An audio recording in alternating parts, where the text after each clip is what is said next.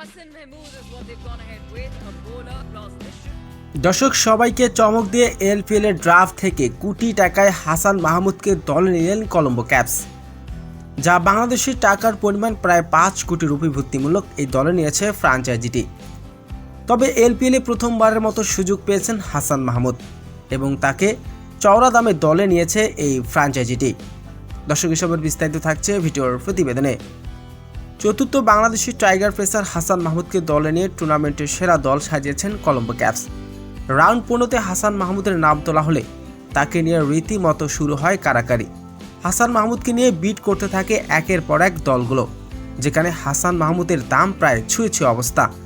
শেষ দিকে রাউন্ড 15-তে 20,000 মার্কিন ডলারে তাকে দলে ফেরায় কলম্বো ক্যাপস। দেশের ক্রিকেটে বল হাতে বেশ প্রশংসাও কুড়িয়েছেন হাসান মাহমুদ, তবে কখনো সুযোগ হয়ে ওঠেনি বাইরের দেশে ফ্র্যাঞ্চাইজি লিগ খেলার। এবার ঠিক সেই সুযোগ এসেছে। দেখার পালা হাসান মাহমুদ কেমন করেন বল হাতে। 20,000 মার্কিন ডলার মূল্যে খেলবেন হাসান মাহমুদ কলম্বোর হয়ে। বাংলাদেশি টাকা যা দাঁড়ায় প্রায় 25 লক্ষ টাকার কাছাকাছি। তবে এবার সবাইকে চমক দিয়ে এলপিএল খেলতে যাবেন তিনি। সব ঠিকঠাক থাকলে আগামী মাসেই দলের সাথে যোগ দিবেন।